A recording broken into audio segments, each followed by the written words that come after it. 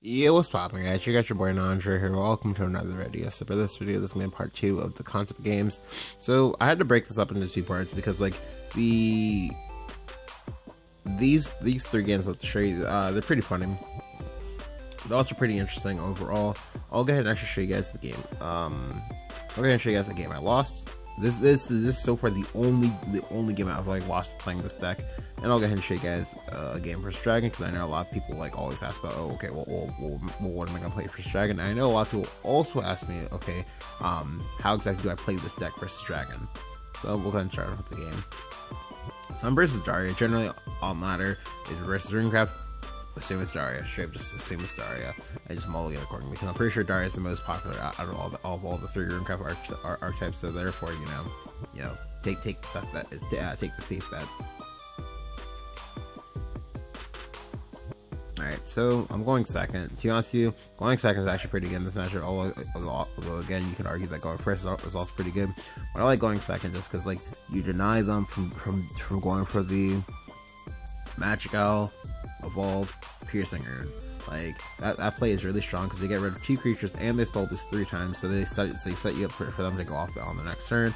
That's really bad. Like the me going first only matters to like top deck a Goblin. So I got the Salamander. The Salamander is pretty good to keep in this matchup, I think. Although it is pretty greedy because like if I keep it and I will pick up a 2-drop, I'm gonna feel really bad because I also have the Master Strider as well because it was my first game for Star, so I wanted to like see how the deck would work. Now I thankfully do pick up the 2-drops, and I have 1, 2, 3, 4, 5, 6. Now he's just building up his hand, getting to like go off and whatnot. He spell pieces twice. Now here I could have gone and played out the White's Vermin in order to get 1 damage, but like obviously like in the event where all of this sticks, I get like more damage by just keeping this live and just using this for next turn because it's basically like a 1 mana storm. So here he plays Piercing Rune. Like, to be honest with you, I was really annoyed that he played out the Piercing Rune like this, but like it's still fine. It's actually better for me that he plays it like this, because if he plays it like this, it takes him his entire turn to do so. Now here I had a few different options for what I could do. I could have gone ahead and gone Bastard Strider, evolved the Bastard Strider. Well, that's pretty greedy. The other play is to go ahead and go Bastard Strider and not evolve, and instead just like evolve one of these 2. Probably evolve this because you want to go ahead and try to play on Owl. A lot of different options to do it. But ultimately, I decided to go ahead and just go wide. I go wide in order to set the Hippogriff Rider for next turn. Although technically, like I said, I'm pretty sure both plays were fine, I think. So I'll go ahead and play out the Wise Mermaid as well. You always go ahead and buff this way. You go ahead and get like some like residual sticking damage. This is already good enough as a 4/4. I don't need to make it a 5/4 because it still does all the same things. It doesn't actually kill anything. So I'll go ahead and go face. So the nice thing about this play is this play does set up lethal. Like next turn, oh okay, I can go Hippogriff Rider. And then just like if any three units live, he dies. Because it's 2, 3, 3, 2. That's 8, 10 with the Evo. When you're playing with this deck, you want to try to like, in order to like do Hippogriff Rider math, you just like give +1 attack to all of your units. Unfortunately for me, he does have the 1 blast in order to counter, as well as Blade Mage. To be honest with you, this still would have been fine if he didn't have Blade Mage. Straight up just would have been fine if he didn't have Blade Mage. Now, unfortunately for me, what I'll go ahead and do here is I actually go ahead and I do make a slight misplay. The correct play apparently, oh sorry, I say apparently, but this is anecdotal evidence. The correct play is to go ahead and just go ahead and go Bastard Strider. You go Bastard Strider, you evolve this, you go ahead and go face for 3. This sets up lethal because like this is 3 damage, if this is 2 damage, that's 5 damage. Again, with Evo, that's 7. The nice thing about Bastard Strider is that this deters him from wanting to play big things, because he always has to worry about, oh, can he just kill the things I'm playing? But unfortunately for me, I decided to go a little bit wide here. I decided to go wide because this also sets lethal, and I was kind of fearing him just like removing this. Although again, like I said, I should not have done that. So here he plays Mysterious Knowledge. Unfortunately for me, the Mysterious Knowledge picks up a circle. He finds a second Blade Mage. I'm like, wow. He also finds a circle. I'm like, wow. And then plays the Flamethrower. I'm like, alright. The Flamethrower was scary, but the Flamethrower was also manageable until he played the Daria. The Daria reload gave him like everything he needed to like have this play actually be like great for him. Because otherwise I would have been able to get Salamander and just try to find a way to find the damage I need in order to kill him. Now he'll go ahead and evolve here. He makes trades. He makes another trade. To be honest with you, I really like if he had gone face, I would have been fine. I actually would have. I would have been fine. But unfortunately for me, he doesn't back he does in fact no to like make the trade there, which makes the Salamander a little bit weaker here. Additionally, if I had Eyfa, I still could have killed him with the Eyfa here. I'll go ahead and evolve the carrot, go face. To be honest with you, making this evolve is a little bit greedy. Although I'm making it because, you know, I need to force him to trade. I need to force him to have removal here in order to, like, you know, buy me some time. But unfortunately, he gets double piercing rune into the third blade mage. Yeah, so I lost. But like, let's take a look. Like, he was pretty close to dying. I also went second. Additionally, like, he needed to have triplicates of different things and the flame destroyer. So it was pretty much, you know, a bad beat. Like, obviously, like, I'm definitely gonna realize I lost, but like, it was still a bad beat. So I kind of feel like that kind of like lessens the loss a little bit. Anywho, next game is gonna be versus Dragon. So generally versus Dragon, it's one of the matches where the whole we're actually a different archetype altogether, as opposed to just being like, you know, ramp dragon. It's gonna pay off for you in spades, because they're going to just mulligan for ramp. They're not gonna keep any creatures, just gonna mulligan for ramp. Because it's basically just a game. It's basically just a match where people just like jockey for people just like jockey to have like, you know, as much ramp as possible, and then just like try to like play out their late game bombs first. So I could have kept the Wise Man, but I'll toss spell. I'll keep the Singer. I like to be like, you know, a little bit greedy on my mulligan. Sometimes I get punished, sometimes I don't. And this works out for me. I can go and play that Eyfa. The Eyfa is nice because the Eyfa actually hides information, and that's important. It hides the info that, oh, well, I'm actually Aggro Dragon, because his Eyfa first. That's fine.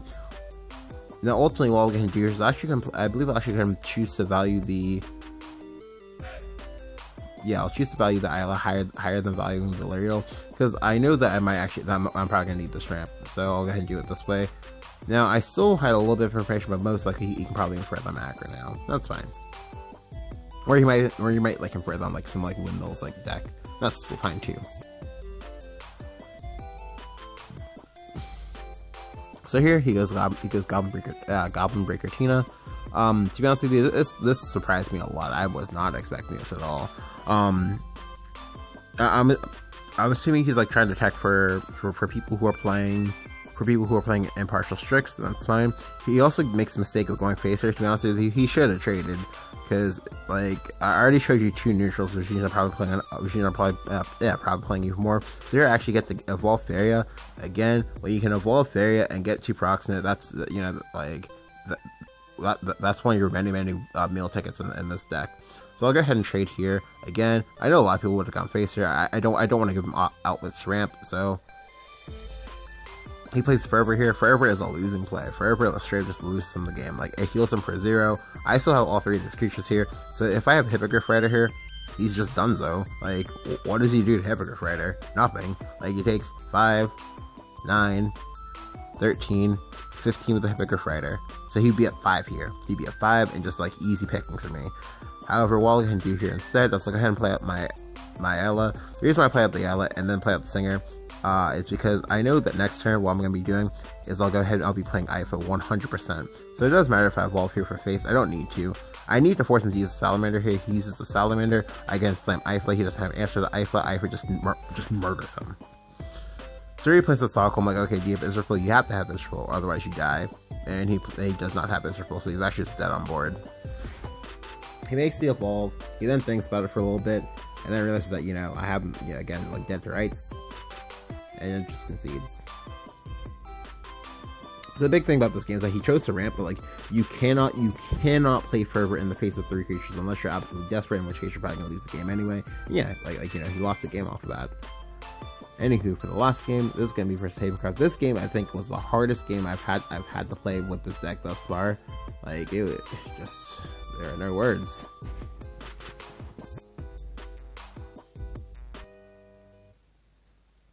Alright, so versus Havencraft, like I said, it's pretty somewhat difficult matchup, because like a lot of people who play Haven, like they kind of play the kind of like, you know, do nothing remove everything and play Aegis.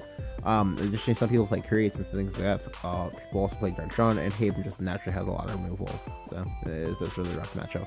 I'll keep the Eyfa. I'll also keep the Angelic Knight. I kept the Angelic Knight because Angelic Knight's on 3.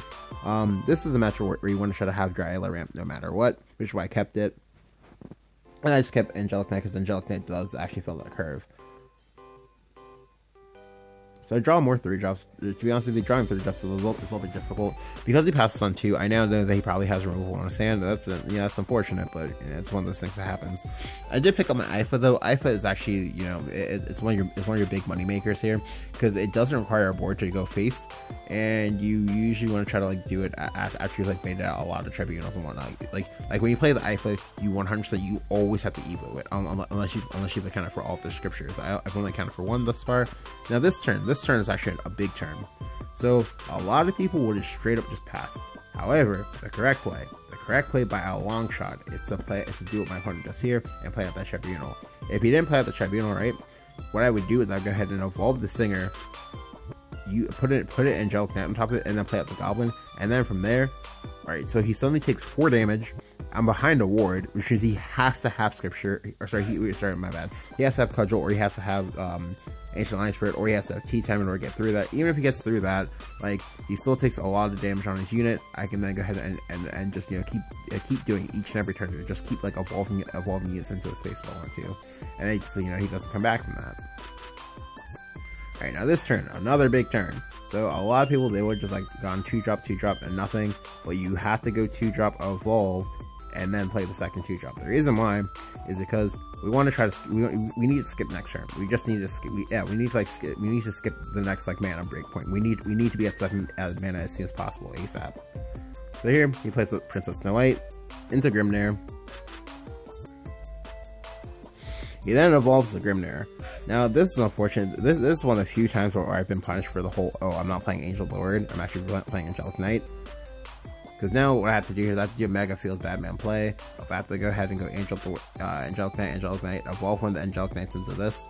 Whereas I could have gone, if it was Angel Lord, I could have gone Angel Lord Ping here, and then play Angelic Knight, and then go ahead and go face for like 5, and get that, get that young evolve going on. But unfortunately for me, I'm not that lucky. So he does actually have the Grimnir. So I'll go ahead and just, go ahead and Angelic Knight both. Evolve, Suicide, go face for 4. So this is nice because this knee game, the first base damage this game. However, for me, that's not good because like he scripture, drawn, anything removes this. I needed this unit to be evolved. It's not. So he'll go ahead and trade here. He'll get the trigger. Make another trade. And then hit me with another tribunal. So playing around these tribunals is gonna be rough, like, because it basically just means that I cannot ever play any of my storm units, like, unless it's like a good storm unit. Like I would like to play Eyfa here, but I'm not gonna do that. I'm behind by a lot of damage. I mean a lot of damage. So what I'll ultimately do here is I should go ahead and just play up my Dragon Horde, and I'll just pass. I don't want to play up these Maelstrom Dragons. Maelstrom Dragons are so good with this Hippogriff Rider. Like, it means I can push 7 damage. So, because, like, right now in my hand, I have 7, 6, that's 13, 16. So, as long as he doesn't heal, I win. I like, the big thing here is I just need to be able to stall. I just need to be able to stall, have, like, not do things. But here, he tempers out a bunch of creatures. That's fine, I don't care. I pick up the Salamander. The Salamander top deck was godly here, because otherwise I might have had to go Maelstrom Ina, and then go face for, how much is that? 3, 5, 8. I would have to go face for 8. That's actually sub-lethal, so that's, that would not have been what I wanted to do.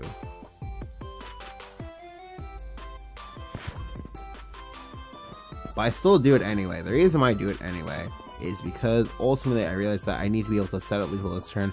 I also, the Salamander isn't good on this particular board state. I want to go ahead and force him to like make trades. Like, if he makes trades, this is good for me. Like, because if he's making trades, that means he's not actually hitting my face, which means I get more time. I get more time to draw the last of what I need. Because right now, I almost have lethal. I just need to, kind of like sneak the lethal in, basically. Here he plays Curate. The Curate is really annoying. He draws last. That's fine. He makes trades here. To be honest with you, I did not understand why he made the trades here. That's such a bad play on his part. Like, until I realized that, oh, well, he's trying to hold this Aegis in his hand. That's not good. Like he needed to make the value trade there, and push in 7 damage. Like, that was such a rookie mistake. And it's gonna come back and bite him in the ass, as we'll see here. Because like, I do have some answers for what I can do. So I'll go ahead and play out the Maelstrom Dragon into Hippogriff Rider into Ashteria. I'll go ahead and go face here. I go face for 5. And this is nice because I actually set up lethal here. So I know that next time he wants to play Aegis, and that's fine.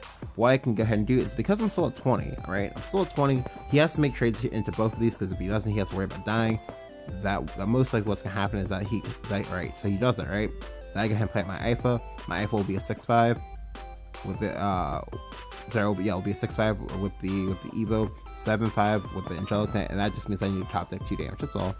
But here he plays with Dark John. Dark John's really annoying. I didn't expect this to happen. Now he suddenly has a 7-3. That's really bad. I'm about to get dunked here. That's fine. But here I'm able to top deck the Hippogriff Rider. So now this means I can still win. I now have all the damage I need to do. I just need to, you know, not die this turn. That's it. I just need to not die this turn and just like try to like set the lethal as best as I can. He's used 2 tribunals, right? He's used 2 tribunals. So as long as I get this Evo on this Eyfa, he has to hard commit something that's big. He has to hard commit something that's big, and it's actually set lethal. That's great for me. So all I have to do again is just go Eyfa here. You always want to evolve the Eyfa in this matchup because, like, again, you want to play around the scripture. He's used I believe 2 scriptures, but no cut. Oh, sorry, 2 scriptures, 1 cudgel. I go face here for 6. I'll go ahead and play out the goblin as well. To be honest with you, I know a lot of people might be going, but Andrew, why would you play out the goblin here? Why wouldn't you want to like try to like save that for like an iron or something like that? I cannot do that. I want to try to play around. I want to try to play around like him having 3rd tribunal, because knowing my luck, he would probably have 3rd tribunal. I would just get bodied here if he had a ward to go with it. I want to make his turns as awkward as possible. Additionally, the other big thing about this is that I want him to. I want, if for some reason he's able to like remove this somehow magically, that if he doesn't trade here, I just go ahead and I just kill him with a Hippogriff Rider.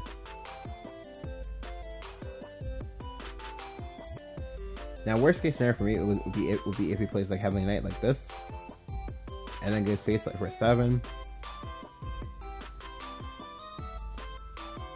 However, even though he has a 3rd scripture and goes face and puts me to 3, he's still dead because lethal puzzles. So I'm gonna go ahead and give you guys a second to figure this out. Go ahead and pause it up a little bit if you got it. All right. So for those of you who already know, like, I'll go ahead and play a Hippogriff Rider first into Angelic Knight, and then you have to trade. You have to do this in exactly this order. This way the Hippogriff Rider gets that +1 attack, and then you get to go face for 3 and end the game. So this is a game where, like, I should have lost. I 100% should have lost, but for whatever reason, my opponent decided that, oh, well, I'm going to play Aegis in the aggro match. That should never happen. You should not. Nope. But he did it, and that bought me just enough turns for me to be able to win, despite my opponent having a combination of triple scripture, curate, a Grimnir ward that lived, that had to like Evo into it and sacrifice my unit into it and things like that. Like, I'm able to take the game. Now, granted, not all games are gonna be like this. Like, some of these games are gonna be like a little bit harder. Additionally, for those of you who might want to play, because I know a lot of people are like, oh, well, you should play Angel of the Word instead. You can do that if you want to. You can go ahead and make like a 2-1 split if you like, and just play for which one you don't. But I really like wards. I really like having wards even in aggro, because, like, again, you do sometimes need a ward, because, like, sometimes you just gotta protect your face and just win that way. But yeah, if you enjoyed the video, go and leave a like, go and hit the subscribe button if you haven't. Let me know what you thought about Aggro Dragon down in the comments below. Thank you guys for watching. I'll catch you guys next time. Peace.